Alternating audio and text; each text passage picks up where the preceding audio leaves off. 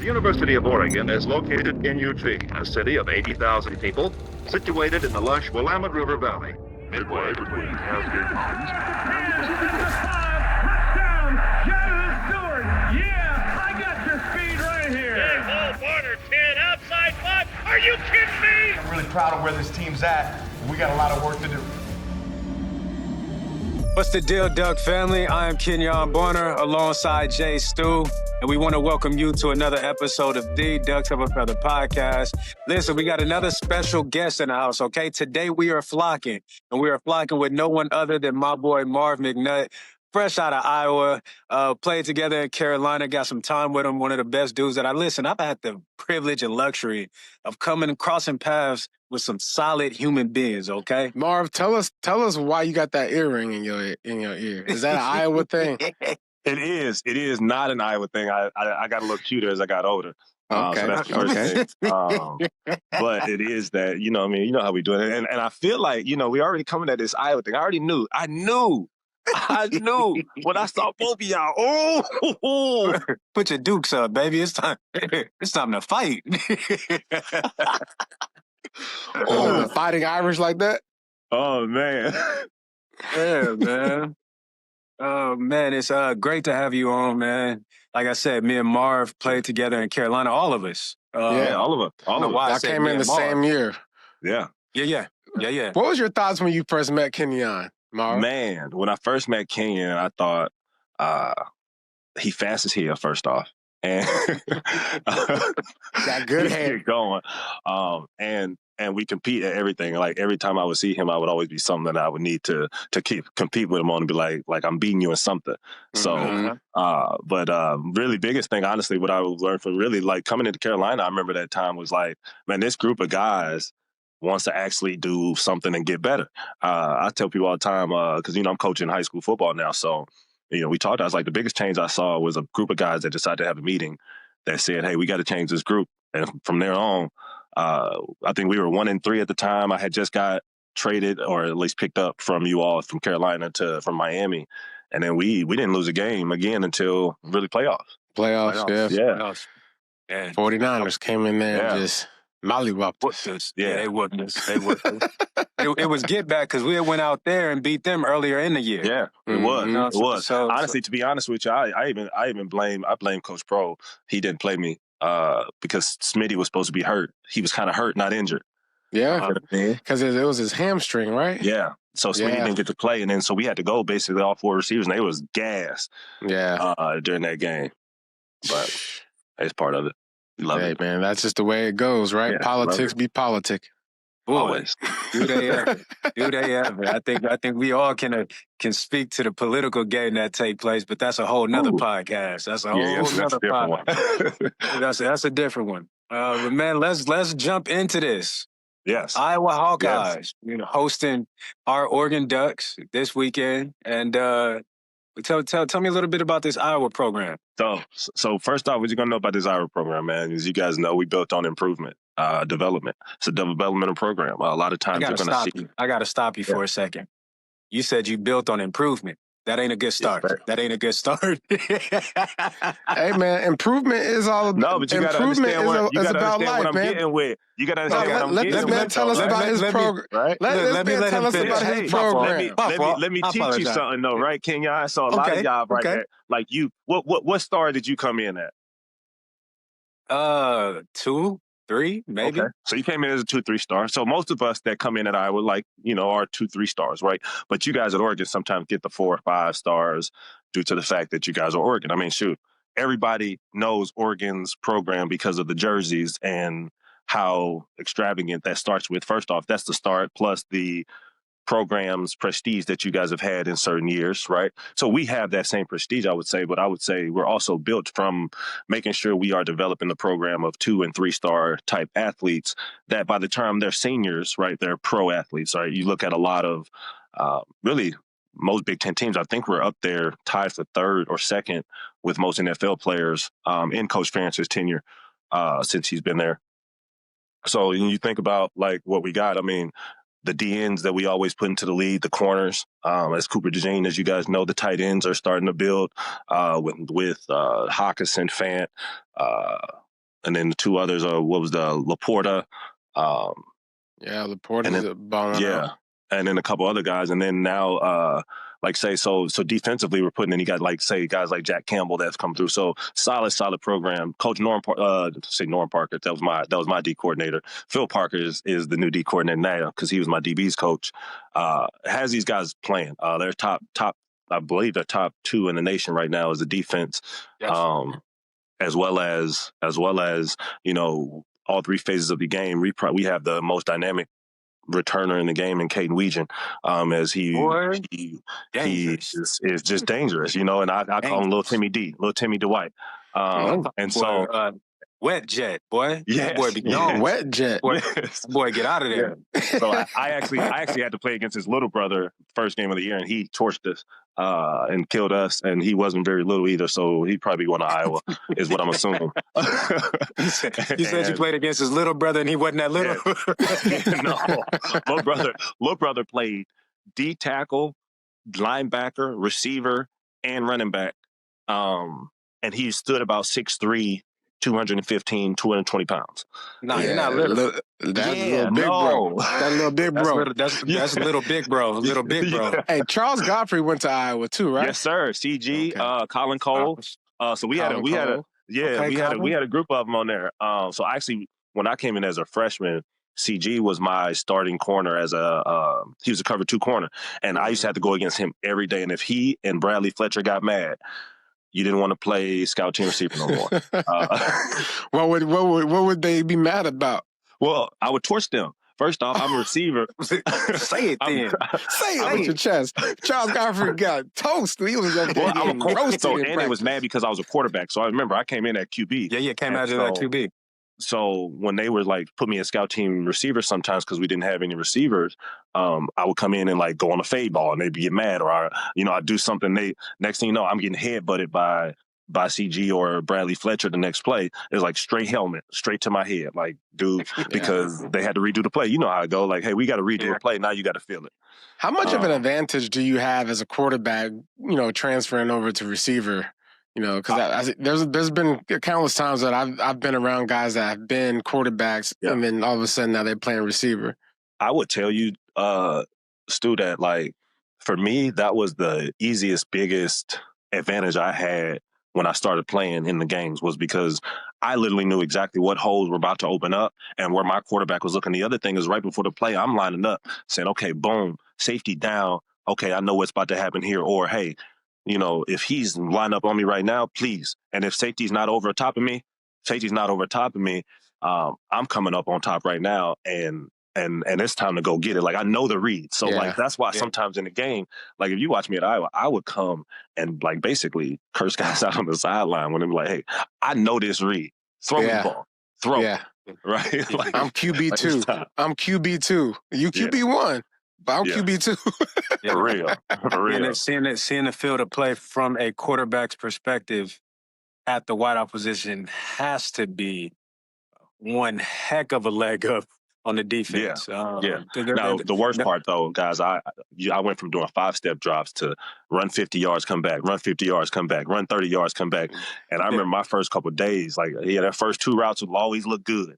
After that, McNutt limping. He looked bad. That lower back started acting crazy. Started standing like a running back. Yeah. Listen, he became a part of the football team. Look, specialists and quarterbacks. That's what my dogs say. Oh, now you part of the football team. Now you part of the team. Look, specialists, quarterbacks, y'all own the team. Y'all part of the team, but y'all not really a part of what we got to go through. Y'all don't know what we go through. No, they didn't. At all. They didn't understand it. Especially in periods hey, let's do blocking drills where you're doing just you and the receivers, you and the DBs just smashing. Quarterbacks over there, let's practice our handoffs. Let's do our little drops. Oh, my God. Yeah. Y'all over there real cute. You know what I mean? Y'all get to play games during practice. Y'all over here hitting the goalposts and stuff. Yeah, meanwhile, we got pass protection versus the linebackers. No thank you. We got one-on-one. No, you know what I'm saying? We got 9-on-7s and goal line. It's live this period. But let's dive in a little further into this Iowa program. What made playing at Iowa so special? I tell people this all the time, man. I remember when I was in high school, coming to my visit, I got to see them versus Iowa State. Marshall Yonda at the time, offensive lineman, like I said, had some years at Baltimore. He came around on the screen, and I remember rocked this dude. I mean, absolutely murdered this dude from Iowa State. But the way their crowd went so crazy and absolutely just love their Iowa Hawkeyes. There's different than most any other team. I'll tell people in like sports is like most other states have pro teams, right? You got the, like St. Louis, like you have these Cardinals, the Rams at the time, you're right, Chicago, all these teams. Like there's no other pro team here. So you are the pro sport when you were in college here. That same night when I came on my visit, I had on a Letterman jacket. We're out at like Taco Bell late night. I'm just hanging out. Guy comes to me and is like, McNutt? Kind of looks at me. And I'm like, okay, yeah. He's like, the quarterback, lefty from St. Louis, da-da-da-da. He knew stats. He knew things. Yeah. And he was like, you got to come here. Go Hawks, all the things. I'm just like, man, these people are crazy here. Fanatics. Like, so that first love there is the biggest part. But, say the walking in the tunnel, like, I mean, y'all haven't got to play at Iowa yet, but when y'all get there, like right where I'm, like where this background is, that's about how close the fans are to y'all. So they right on y'all back, right, talking, and doing all the things. It's an environment that is my mind unlike any other. Like say, I got to play in the whiteouts at Penn State's, the 100,000 at Michigan State's, the Ohio State, different places, but it's definitely a fun environment. Y'all gonna like it when y'all see it. So it can relate to Penn State's environment? Yes, sir. Them 70,000 get crazy. That's lit. I experienced the whiteout, and I walked away from that saying that this was the greatest college football experience I've ever had. It is. I don't know if you got to play with Adrian Claiborne when y'all was in the league at all anywhere. But Big AC, he was a DN for us, number 94. He blocked. It was on the year that we went 9-0 for the first time in school history, kind of like the big year we had in 2009. But he blocked a punt in the whiteout game to win the game for a touchdown. It was like, I mean, this was the loudest game I had been a part of. That comparably to, and like that's what I say, 70,000 to 100,000. It's a lot, but Penn State's whiteout is different. Yeah, that's. Well, shoot, I can tell you this: Oregon, they going to where? Where is Kinnick Stadium? Where is it? So in Iowa City. Iowa City. So what is it a city? Is it a corn maze? Yeah. Like what's out there? What can our fans if our fans are listening right now? Yeah. Hey, listen. Like we need to get a rundown for our fans that are going out that way. Yeah. So Oregon fans, when you come out there, you are gonna see 1,000,000 miles of corn. Like outside of the cities, everything you see on the highway will be corn. The old pictures you see hanging on the wall that look like my Little Prairie or whatever it is. That's what it looks like. Wow. Like you're gonna see that, but the city itself is a great college town. It's one of the best college town environments for sports, for athletes, for enjoying yourself as a college student. I would tell you that Iowa City, unlike any other, and we, especially when it's rocking, when football is good, you like Iowa City. Okay, Iowa football right now is pretty good too. Yeah. I'll give y'all that. 6-2. Yeah. Right there. The difference is we can finally score, y'all. The difference is like over the last 7-8 years, we haven't been able to score touchdowns, right? Like our defense, if you look statistically, has always been top 5 defense in the nation. Yep. People always been bagging on us because like y'all can't score, y'all can't throw the ball, y'all can't run the ball. Like, and then when y'all do run it, that's all y'all can do. So that limits you, and that makes it to where now, okay, we're going to load the box, put 8 guys in the box, play one-on-one coverage, and we're not going to test those receivers. And we didn't have guys, or at least they didn't have confidence in those guys to throw it.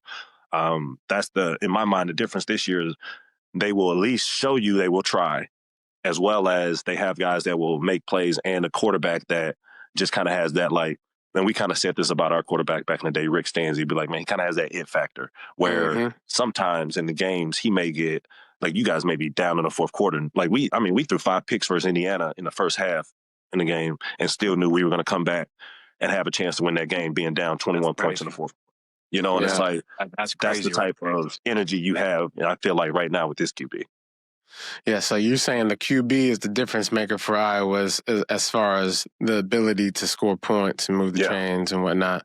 Yeah, Because I would say the offensive line too. You know, the offensive line. That offensive line, when you look at them, Iowa is built to run the ball. Yeah. Like they're a run first team, and when you watch them play, that's exactly what they're, a physical smash mouth football team. They're gonna power you to death. We running straight at you. Yes. We're not hiding from you. We're not trying to. You're not trying to dress this pig up and make it look. No, we want you to know we running A gap to A gap. Yep. Your will versus mine. So that's what I look at when I look at this Iowa team. So even the pass game is cool. And Gronowski, and I hope I'm saying his last name correctly, I do like him.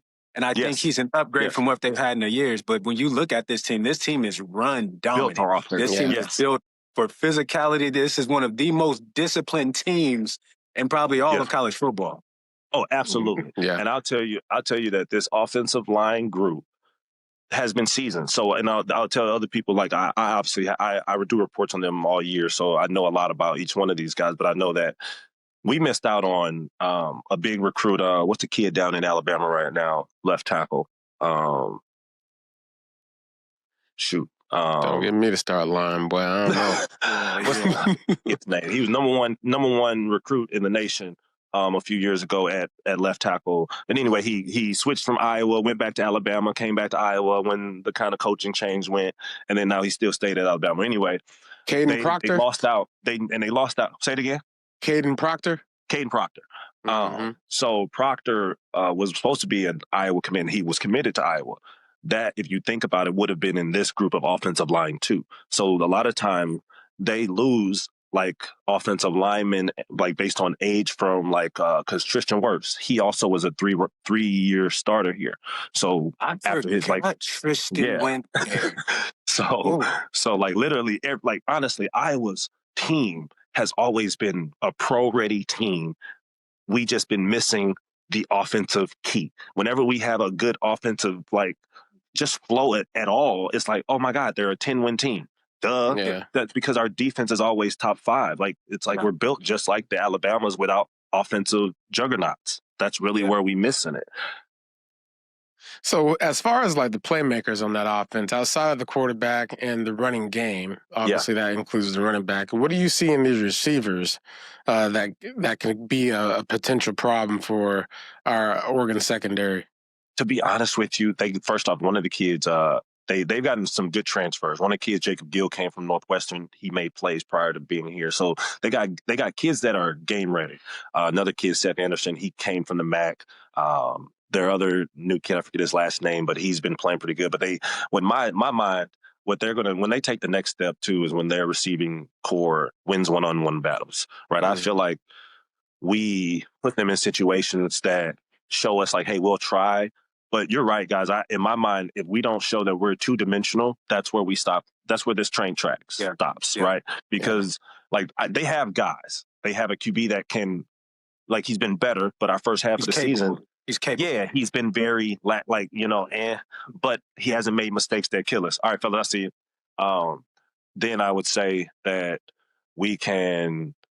They got a couple guys that, like Reese Vandersee, he finally caught a touchdown last week, and he hasn't caught one all year because he's been injured. But he's 6'3", 6'4", big body receiver. Caught a tough catch. They got another kid, Howard, that was injured last week that didn't get to play. And then they have, those other two guys. And then Weejan. So here's the other thing. Weejan is one of those guys that will come in as your little bubble guy, as your little corner. Yeah, he's your gadget guy. Exactly. And the way Lester runs his offense is he allows for them to be in open spaces that help. I just wish they got to get better with the one-on-one matchups, because teams are going to bring those they're going to bring them safeties down. They're going to bring those blitzes, and we got to be prepared for it. So I would say if we hit a 1 or 2, okay, but it can't be one-dimensional versus this week, not this week. When I look at this roster, and I said this a little bit, it's a conservative offense. It's built not to make mistakes. It's not built for explosive plays. It's built around ball control. It's built about dominating time of possession. I'm going to run this ball 2, 3, 4, 5 yards a pop.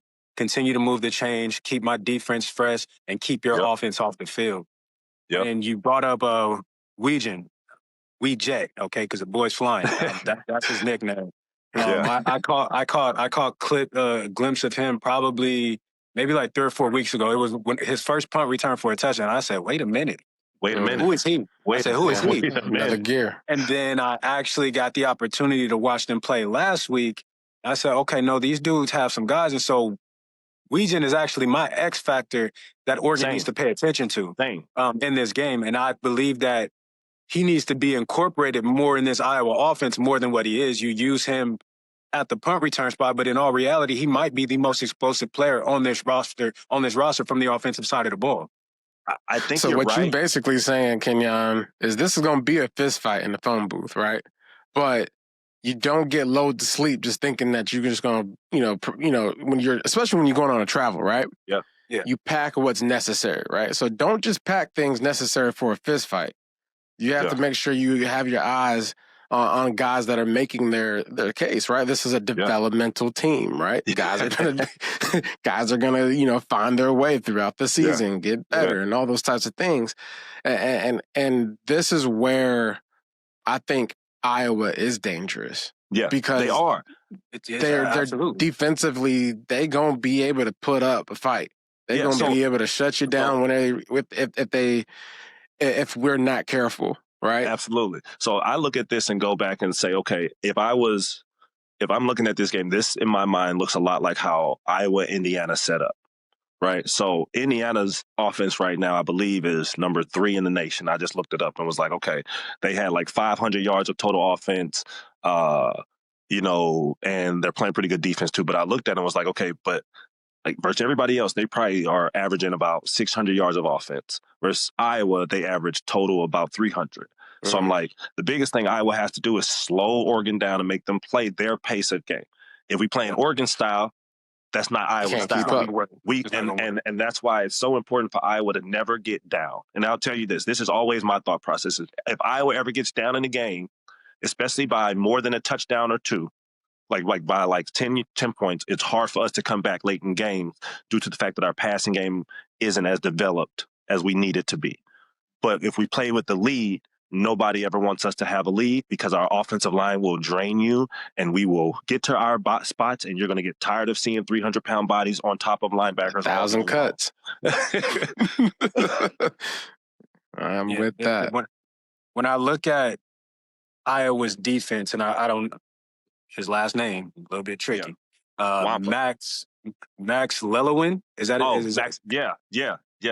I don't know how to say it. It's like it's just gonna say Max. We're just gonna call him Max. Okay, Max, number 49, I think is DN. Yeah. Max as safety. They have Carson, but both they have 2 defensive ends that I caught got a glimpse of last week. Where I said, okay, Isaiah World, Harkey, y'all gonna be tested this week. Yes. And for our offensive line, we've seen Isaiah World struggle a little bit in spots and moments. We've seen Harkey struggle a little bit in spots and moments. And so this game is very dangerous. It's been on one of the Indiana game, the Iowa game, and with the short week going, having Minnesota come in, those 3 games, Penn State as well, were the 3 games where I was like, could get iffy. Yeah. This game going on the road to Iowa, with Iowa's defense being set up the way that it is, my concern for this week is that this game does resemble the Indiana game, right? Where it's a physical game. It's a very physical. The only difference in this game is at the quarterback spot. Right. Gronowski isn't Mendoza. Point blank, period. He's not him. So that boy, a Heisman candidate. Yeah, you know what I'm saying? But from a defensive standpoint, if you can keep us bottled up, if you can keep Dante Moore, if you can keep him confused, if you can bring looks and you can confuse the defensive front and get him off his spot, we've seen that it gets tricky. And so my concern for this game, because this game is, and I'm not even going to say, it's upset alert based off where we're sitting, right? This game is one of those games where this could be an upset game if we don't go out there and handle business and stay within ourselves. I think we have to establish an identity right off the bat and not shy away from it, and not when things don't go our way, throw the whole game and let's start doing different things. When you look at this defense, and I mentioned Max, I mentioned Carson. Yeah. How do you see them playing Oregon? I see them, right, like, and here's what I see. Early on, I think they're going to know exactly what I was trying to do. I think what happens is, and most teams do, but what happens is when you get in the red zone, when you get into those big down situations, right, what calls will Phil Parker show you that he hasn't really shown anybody all year long, right? And those are the ones that in my mind make those moments. And how are they going to handle what Oregon does well? So a lot of times, if you can, in my mind, if you have a quick passing game that can dice us a little bit, and then on top of it, you got a big play guy that every once in a while just gets loose, or can be a matchup problem with one of our guys, then I feel like you can get us. And Oregon has so many weapons in my mind that it's all about not letting them get big plays. If we don't get big plays, we don't die. And that's what I think about, is like, okay, if we can manage, and then the other thing is, we finally became a opportunistic defense now. Like, we're finally hitting that, like people, if you talk to Iowa fans, like, oh, we haven't had any defensive touchdowns this year. Like, literally, these people have expected defensive touchdowns for the last 15 years in every game, as if that's what we're supposed to, that's normal. And I tell people all the time, that's not normal for defenses to be doing this. And we're lucky we have a defense, or we wouldn't be in some of these games like the way we are. So I think we got two safeties, in my opinion, that are going to be the keys to the game. I think Cone and then Wampa, number one, in my mind. And then, like you say, our defensive ends. If our defensive ends do not keep contained and that ball gets outside, that's not where we're our strength. I think that we have to keep things right in front of us, go make tackles, because they don't miss tackles. This group isn't a miss tackling group, and that's the good thing about it. They remind me of Stanford back in my time when I was in college. Yes. The way this defense is, there's not no major stars on defense, but it's a bunch of hard-nosed, disciplined, grinded out dudes. That's going to be where they're supposed to be when they're supposed to be there. Yeah. In the gap, they're gonna be so sound in their scheme. It's almost it's like playing ping pong. It is. The greatest ping pong players, they aren't there trying to smash the ball. They're gonna rally until you make a mistake. And that's what I was just about to say. Yep. Yeah. When I look at this Iowa defense, they're so disciplined and sound in what they're going and what they do, that it's for you to make a mistake. They're gonna do what they're doing. Let you make the mistake. They're not gonna make the mistake.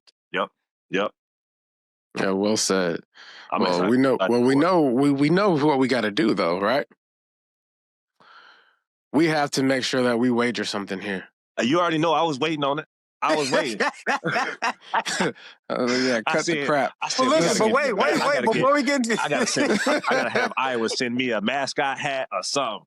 Yeah, I need some wage. But go, what we need to do, Kenyon. Listen, before we get into the wager, okay? Let's find out a little bit more about this Iowa school, okay? Man, look, ain't nothing else to eat. No, look. This is the offense. I'm going to tell you the offense. No, not about that. Not about that. Our fans need to know what to do, where to go, what the experience is. What kind of food is there, man? What kind of experiences is there? They eating corn on the cob out there? What's up? You know they eat corn on the cob. He just told you when you get off the plane, it ain't nothing but corn stalks for miles. Y'all eating like pigs out there? What's up? Y'all got corn casseroles. y'all got apple trees at all? Y'all got apple trees? Y'all grow fruit out there? Yeah, corn fed. Hey, you see them boys. Them O-linemen is corn fed. You hear that? Big now. All right, now, I will say this. Just right around the stadium, you're going to have a bunch of just tailgating spots to go to that I love. I always give my kids these pork and chicken on a stick that they always go and get. That's right outside the stadium. Chicken on a stick. Yeah. You got to get them. And then... this is like a fair? It's kind of like... I'm telling you, this is... Iowa City turns into... It's what you want out of college football, right? And a night like... And Oregon coming in town, oh, man. They're going to put out all the stops. They finna put out for y'all, right? And I mean, like, first off, ask any Hawkeye fan for a drink. They're going to give it to y'all. So any of y'all that want to go out, listen, go Hawks, go Ducks, whatever. They good fans. They're going to have a good time.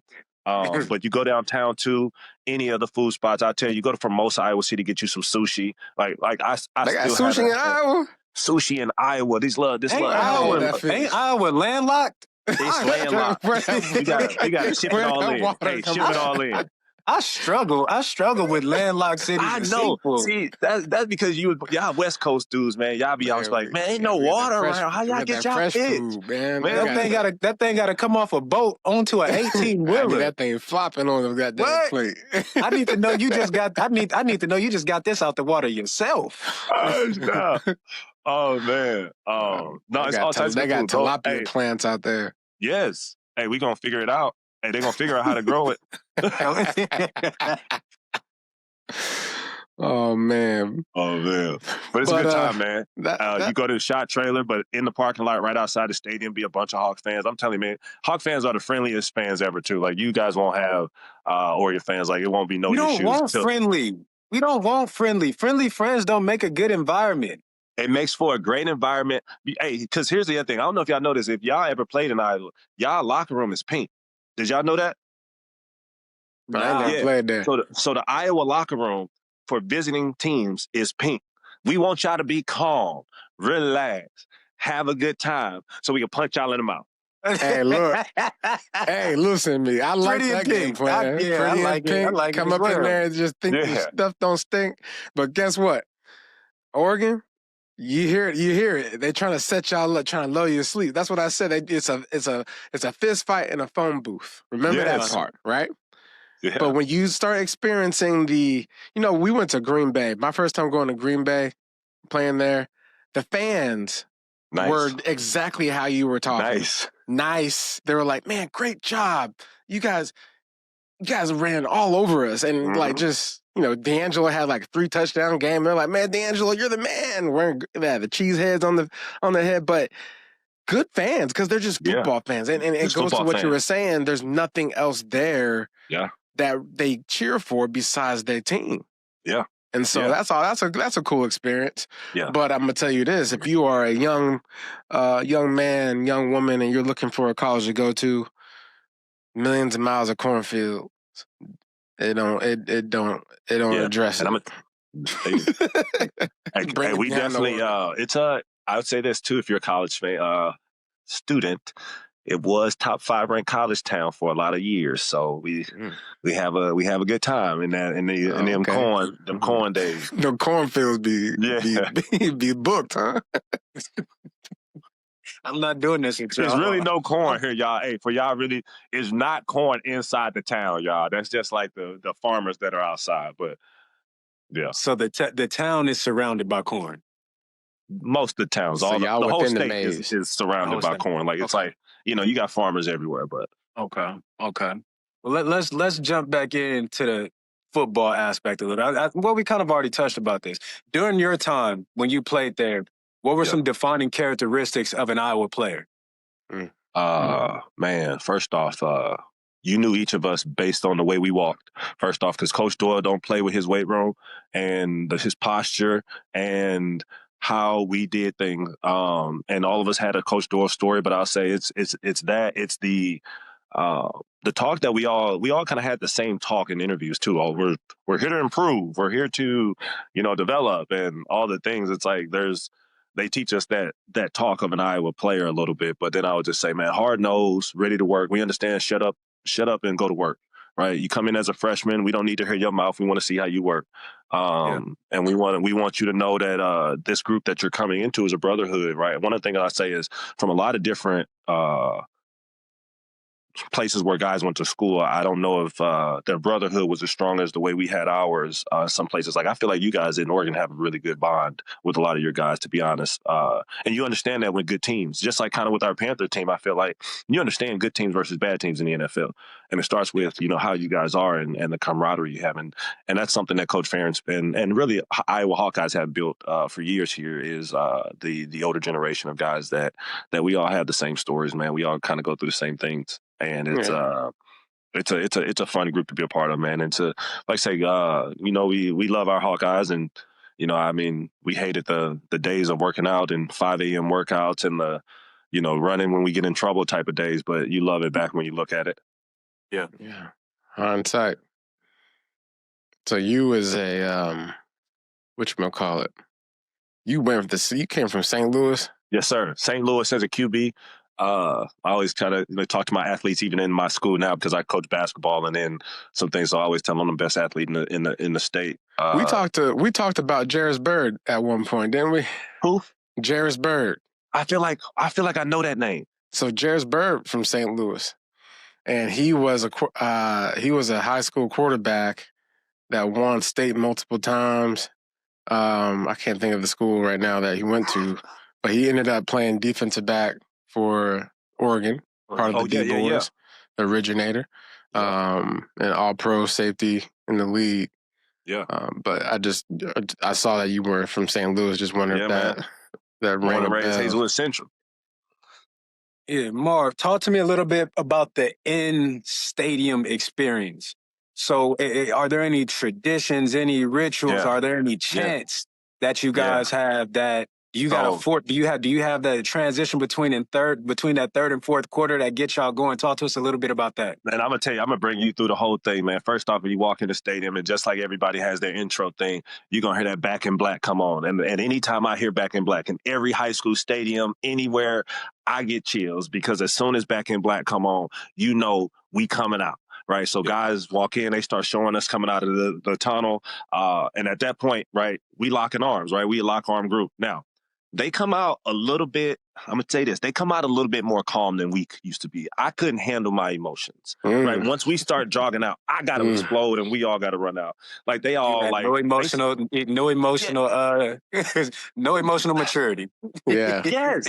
Like I don't need that in this. Like, let me out. Yeah. Let this out. Yeah. I need to no composure. I ain't got no composure. This is football, huh? They all come out so composed, and I'm like, I can't watch that part, but it still gets the crowd in.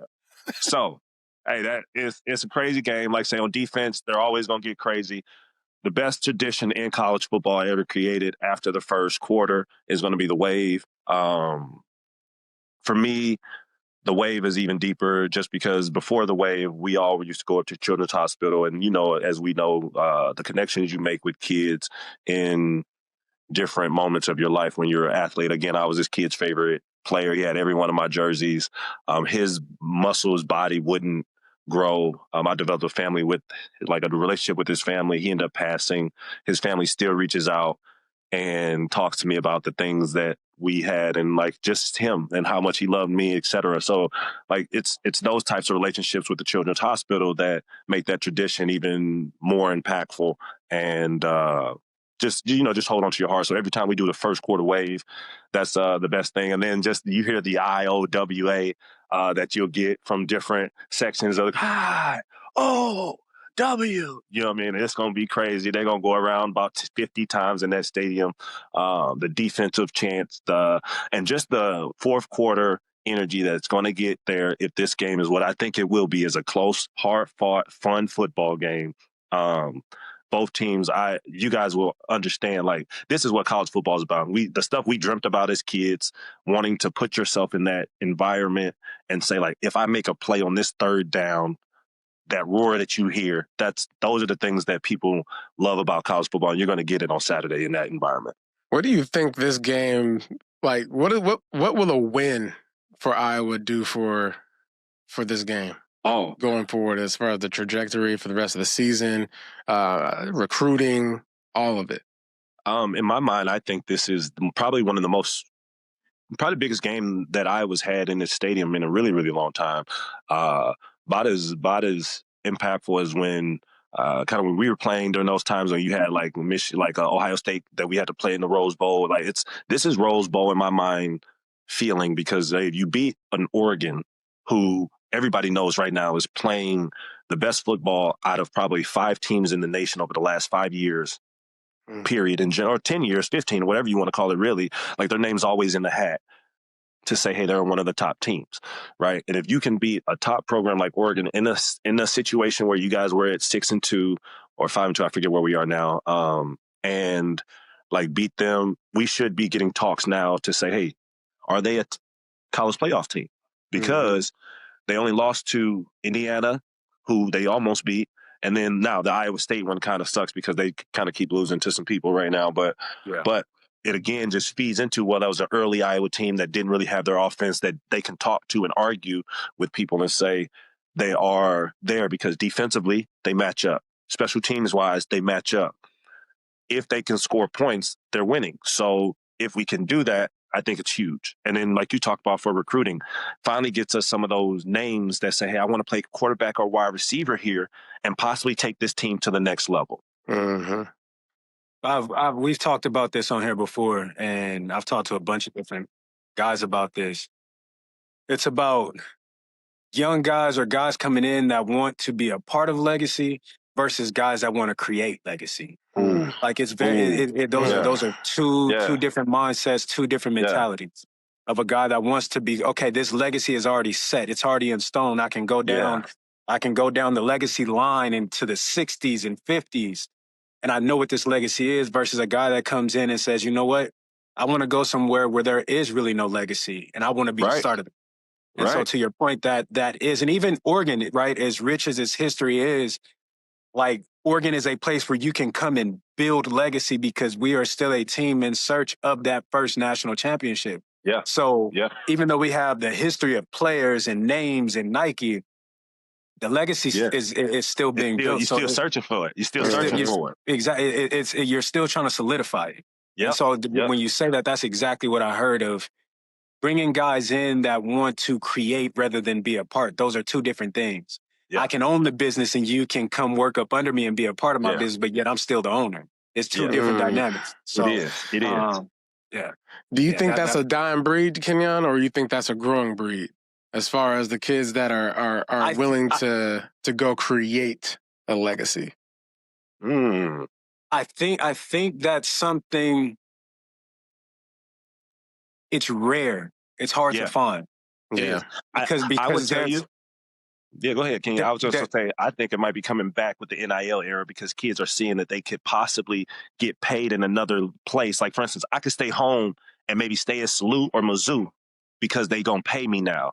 So I might be okay with putting myself out there as just me now instead of just going to the Alabamas, the Iowas, the Oregons, you know what I mean? And the big Texas. This is where I somewhat agree, but somewhat don't disagree. Because there's a level of comfort and security going to an Alabama, going to an Ohio State, going to an LSU. There's a familiarity that exists within these schools of I know what these schools are. So these schools are always the top tier schools, right? Regardless of even if the money is even, it's likely that I'm going to choose an Alabama, Ohio State, a Georgia, or I'm going to choose one of these schools over these lesser tier schools just because I know what comes with it. And so when I say that it's rare, I mean that it's rare in the sense of most people like comfort. Yeah. Most people like the idea of going to a place where they know people have went and gotten out. Most people like the comfort of going to a place to where they know that they'll be seen. No, that's true. That's true. Yeah, especially if you are a 2-star, 1-star, 3-star guy that's like in the middle of the pack that's like, man, I got enough in the tank right now. If I just go somewhere to just give me an extra boost, that's all I need. For real. No, seriously, it is. I think I don't think it's a dying breed. I just think it's a rare breed. What would you do? You know what I mean? What would y'all do? Like, because I think I same. I would go, for me, I still pick those schools because I'm like, hey, there's a history there that shows me that if I do well here, I get here. Yeah. You know? Yeah. For me, I was about to say, I'll use me coming out of high school for an example. My number one school wasn't SC. My number one school was Arizona State. Yeah. Different reasons. One, my brother was in Arizona, so I could go somewhere and be around family. But even choosing Oregon, I didn't know anything about Oregon. I knew nothing about Oregon. I didn't know nothing about the drive. When I got my letter, I told my brother, hey, I got a letter from Oregon. And his response was, oh, they got dope jerseys. I said, who are they? Like, I didn't know anything about them. You know what I'm saying? Like, I was an SC guy. And once I committed to Oregon, I got up there. I'm like, okay, this is a program that I could be a part of. The SCs came along, the UCLAs. Yeah. Hey, excuse me. Hey, we can bring you in. Nobody has to know you're here. But the thought of, I know what SC does. I just seen Reggie Bush. I just seen Lindell White. I Yes. just seen Mike Williams. I just seen all these different cats. I know what they produce. I know that scouts are there. Or I can go somewhere, be my own man, come into my own, and create create the expectation. Right. And so it's the mentality. The mentality of younger kids today is just not all. It's just my mentality was different. So for me, it wasn't about the program and, you know, where they were propped up or what they were. It was about me being able to be in the best position possible, being able to get the best out of my college experience, and being able to be coached by the best in the country, and which I was, and Coach John Neal and Coach Gary Campbell. Yeah. Yeah, because at that time, the D-boys was out there acting crazy. They was out there locking it down. We was different. Man. That's interesting. So you basically made your decision, Kenjon, a lot heavier weight on the position groups, right? And yes and no, Stu, because in all reality, my decision wasn't based on nobody that I talked to or nobody that I met or who was there. Mm-hmm. My host was Ed Dixon. When we went to Ed. Yeah. My host was Ed. We went to D-Dick's house where I met you. I met Kwame. You know, I met all these different dudes. But in all reality, I could care less about y'all because majority of y'all wasn't going to be here when I got here anyway. So for me, it was really my decision weighed heavily about my spirit being comfortable in the place that I was. I met Brian Balaga and said, I think I'm going to come here. Go ahead. No, I said, I remember when I came up on my visit to Iowa, and like I said, I had a couple, but I said, I met Brian Balaga and looked at him and was like, yeah. They said, you think he could block for you? And Brian stood at the time, I think, 6'7", 280 pounds. And I said, yeah, I think we good. We're going to be all right. I think we good right here. I think I found my home. Yeah, you're going to protect me, right? So now it was my decision, bro, was based off of where I felt I could be. Yeah, it wasn't even based on football, because if that was the case, I definitely would have flipped the way y'all started getting y'all head kicked in 07 after Dennis Dixon got hurt when y'all had Andre Crenshaw playing quarterback. So if it had been, based off of football, I would have went. Listen, look, tell the truth and shame the devil. They would have been, in my opinion, that 07-08 team would have been the first national champions at the University of Oregon. That's how talented that team was. That's how I'm talking about all across the board. But it was like once Dennis got hurt, it was like the soul of the team left. I remember that. And then it was like everybody else got hurt after that. Yeah, it was a legit injury bug. I remember I had numbers on my arms. You ever go back and you see Oregon pictures and I have numbers on my arms? It was all the players that went down that season. I had about 8 bodies. I had about 8 numbers on my body. Yeah, it got bad, Marv. To the point, look, when I came on my visit, they got their head kicked in. I watched Deshaun Jackson hit the skip to my Lou on Jay Bird on the sideline and go, listen, I said, oh my gosh. Hey. No, I need title recruits. Crazy on y'all. Cam fumbled the ball in the end zone. It was all bad. Yeah. Great game. Hey, that's funny. Can you say that though? Because I remember when I committed to Iowa, all of a sudden they went on a losing streak. It was like they were like 7-0, and it finished like 7-6. It was bad. Yeah, it'd be like that sometimes. Yep. But again, had it been based on football or outward experiences of things, then it would have been different. But from the time I went there, I felt like, nah, this is home. That's how I felt too. Who did you have as offers? I mean, I had offers all over the place, man. It was, to be honest, it was overwhelming for me. Yeah. Were you like a 4-star? I was 5-star. Oh. Yeah, I was big dog, man. Big dog. Hindsight, man. I was number 1, number 2 in the country, running back. Man. What's up, man? I was built I was already built like a running back in the NFL. That was the biggest thing. Was good. Listen, okay. Story time with Jay, Stu, and KP. I'm gonna tell you how my visit went. So after the game, I go to dinner with Ed. I think it was the electric station. Oh, yeah. Go It to took dinner you with out to the nice little spot. Listen, they wanted me. I didn't even go to the electric station. So we go to came to your dinner. house, dude. We had food at the Casanova Center for my recruiting visit. No, we didn't have that. I did. They fed us good. So I get with Ed. Ed takes me to the crib. Let me tell you how my first interaction with Jay Stu was. Jay Stu walked into this house looking like he was ready to go off to war. This dude had on a backpack, had on a straw hat, some baggy jeans, and boots. Now, mind you, where was you going, Stu? No, Hey, listen, man, I'm not done. Notice I did not say a T-shirt. Yeah, I was just watching. You didn't say shirt. No, this dude had on boots, jeans, and a backpack and a straw hat. This dude walked into the house. Ed was like, hey, this is KB. He played running back. This dude stopped. Now, mind you, Stu about 235, 240, about probably 2% body fat. Right. So as soon as he walked into the house, I'm like, who the hell is that? And what does he do? What position? Well, he can't play a position on the football field. This dude walked up to me and said, oh, you play running back, huh? You coming to take my spot? I said, well, if you happen to be here, I got to fight. I got to fight for it. But he walked away. I said, who the hell is that? And why is he a running back? I said, oh, no. Nah. He gone? Okay, bet. Say less. Yeah, he going after them too. Yeah, no, but that's how Stu was built like a action figure. The Stu you seen in Carolina was the Stu I met in 2007, 2008. Same body type, dude. man. That's crazy. Same body type. That's crazy. But, man, look, my decision was very similar, though. Like, as far as all the, the offers and whatnot, being a believer, man, I just prayed about it. I prayed, and my thing was, give me a sign. And literally, long story short, a sign! My fault. What happened?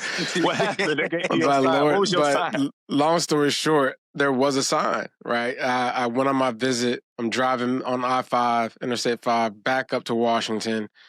And my mom's praying in the passenger seat, and I shake I'm driving, so I over here adjusting the rearview mirror because the light was like blinding me. Sometimes that light just be hitting you, the sun. Yeah.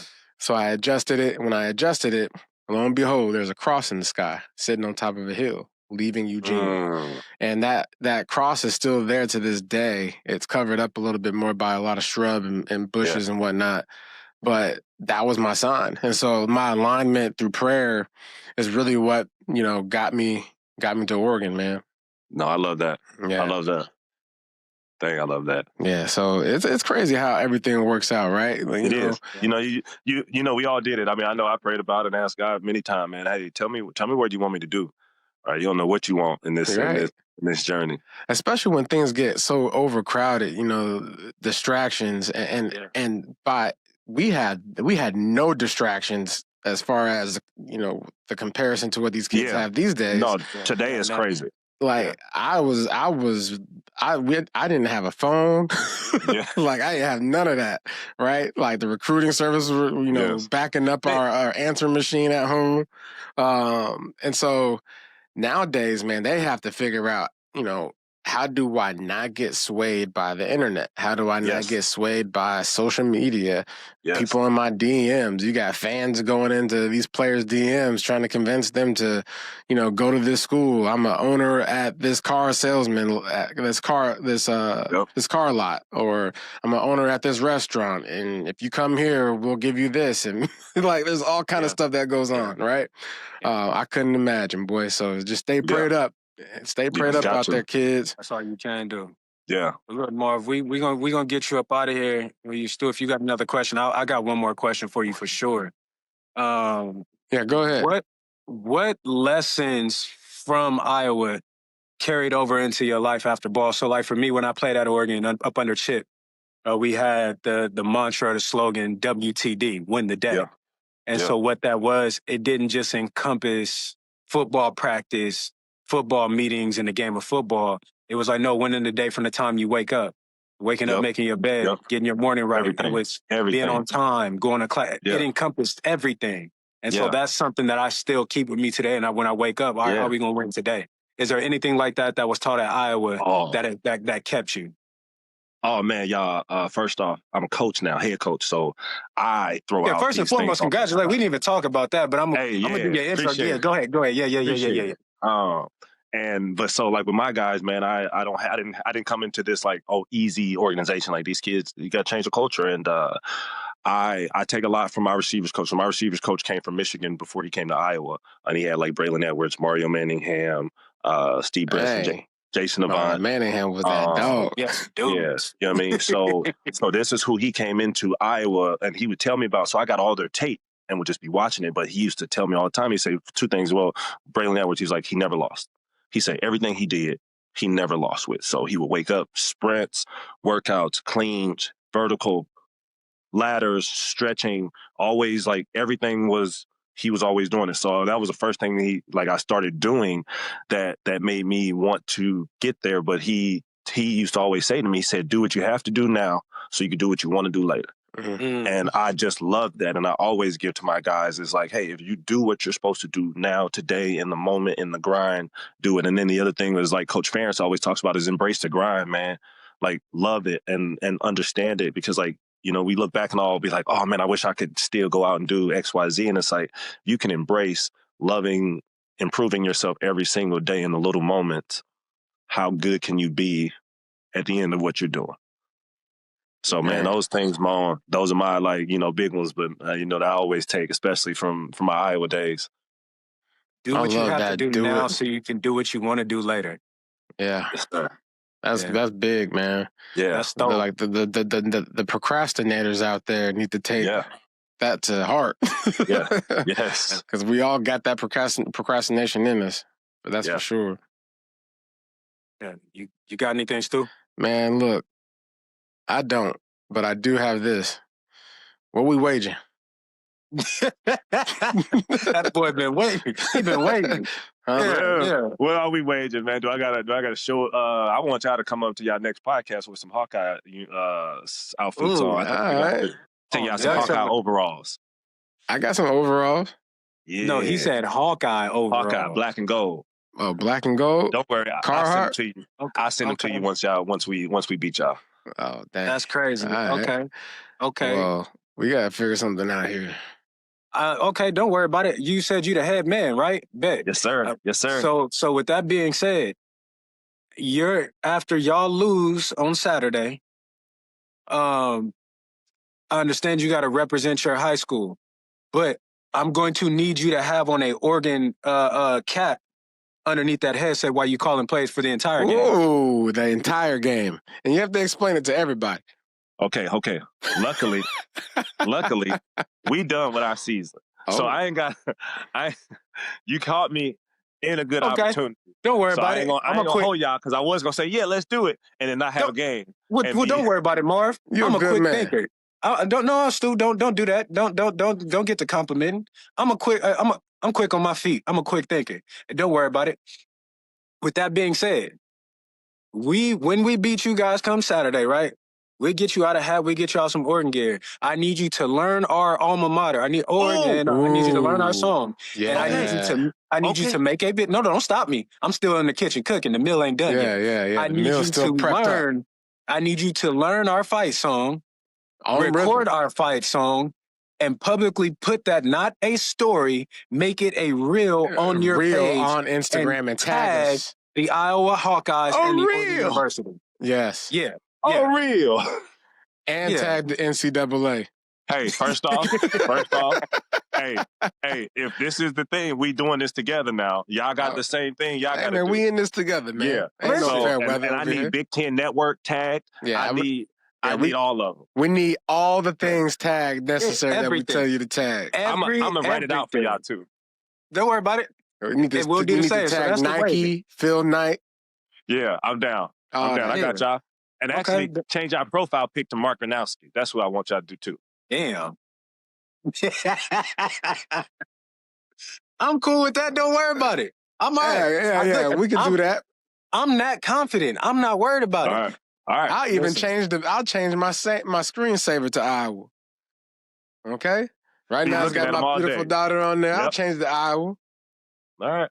I'm I down. don't know why you adding extras. No, into because this. you heard it. I feel pretty confident the way you was just over there addressing this. I'm riding on Kenjon's confidence right now. Well, listen, I don't even know where I'm at. Listen, Where am I? In the words of Russell Wilson, ride out. Ride out. Let's ride out. Well, listen, me and Stu typically do this together when we end the thing. But you hear, this has probably been one of the best interviews that we've had, energy and everything. So with that being said, Stu, Marv, Oregon is a 5.5 point favorite going into this game. We taking the over or under. Boy, you know where we taking it. Yeah, we know. So let's go to Marv. Go ahead, Marv. Marv, be realistic now. Easily, you got to take the under. Okay. Iowa's defense ain't gave up nothing but, 20 points the most this year? Yeah. Listen, okay. I don't know if you've been following Oregon football. Oregon has been struggling against, good teams offensively. Yep. They should know that by now. And if we are a team that is well coached, well prepared, and especially on the road, that offense ain't going to be the issue. Okay? Okay. So as far as what y'all been doing to teams, defensively, ain't going to be enough. Especially Dante Morton got hit in the head. You know when you get hit in the head and you just all of a sudden just things start clicking? He got hit. Don't click and they stay loose. And now he starts ain't throwing no 3 looseness picks. going on, brother. That boy got hit in the head. He ready to go. Hey, I'm just going to call it right now. Iowa get a defensive or special teams touchdown. I'm calling that we getting a defensive touchdown. Listen, Iowa, Tacoma, Ronowski's about Omaha, to throw that pick right on. It don't matter. Iowa, hey, Hawks by Iowa, Tacoma, Omaha, it don't matter. Cornfield. We taking over. We taking Hawks over. by a million. Ducks by a million, brother. Ducks by a million. Ducks by a million. Hey, listen, ain't no under nothing. Yeah. Okay? Yeah, listen, all y'all that's really betting, y'all Oregon people, y'all want to keep y'all money in y'all pocket. This man trying to act like he giving some sound advice. He's giving, stick with 7 now. That's what they say in Iowa. Stick with 7. No, listen, it is an under. The only thing going under is Iowa underneath that sheet. Okay, we toe tagging them boys. Take Iowa for the over. I'm taking Iowa for the over, and actually, that's what we're doing. Hey, can a Buckeye swim? Man, I don't even know what a Buckeye is. Nobody know what a Buckeye is. Yeah, what is a Buckeye? Or Iowa? What is it? What y'all call? We the Hawkeye. Hawkeyes. I called Boy, you. Don't worry about it. Stu did that on purpose. He get disrespectful. Black eye. Hey, that's y'all gonna have some black eyes. That's what y'all gonna have. Now we got black eyes. All right. That's what it's gonna be. All right, y'all heard the bet. You heard the bet. Bet is in place. Bets will be honored. Otherwise, yes, sir. I know some people that know some people that know some people that can get some things done. And I would hate to have to make them phone calls, Marvin. Yeah, no, we fine. Hey, and we fine. Just know that I also know those same people, because don't forget, if we know them people. Hey, what was y'all receiver? I used to train with Cam. He's about a billionaire now. I trained with that boy out in Arizona. Cam Culver? Yep. Uh-huh. Yeah, okay. yeah. So, look, I'm going to tell you like this. We got to add into this Oregon beef. Nah, ain't no beef. This is called ain't no beef. This is soup. This is soup. This is an appetizer. This ain't even a meal. Y'all heard that, Hawkeye fans. Y'all heard this. This is an hors d'oeuvre. Hors d'oeuvre now. Yeah, this is an hors d'oeuvre, okay? We're gonna have Hawkeye confit. You ever heard of duck confit? Listen, we done. Don't worry about it. That's a real thing. You know what I mean? Because that's a real thing. That's how we actually eat y'all. People don't even eat y'all. Y'all not even on the food table. Y'all ain't good. Y'all ain't nothing good about you. Nothing nutritious. Nothing. That's because we looking down on everybody else. You see me? Listen. That's all we got time for today. Okay? Marv, appreciate you, my dude. It's been an absolute ball. Jay Stu, as always, I love you. Love you, brother. And remember, ducks of a feather flock together, and we out. Hawks by a million. Go Hawks.